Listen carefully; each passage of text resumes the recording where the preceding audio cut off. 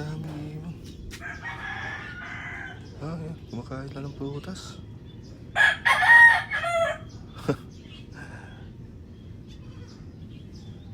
Yan. Mga itim na ibon to.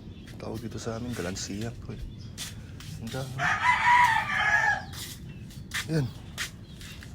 Oh. Araw-araw yan sila dyan. Kumakain na ano. Ayan, kita nyo. Agawan pa. Yan. Iba tapang yung isa. Takot.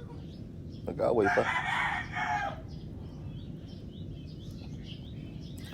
Tapos yung mga nakainan nila, hindi naman nila ubusin. Ilaglag lang nila. Siguro, hindi na siguro maubos talaga yung... Ano, kita nyo.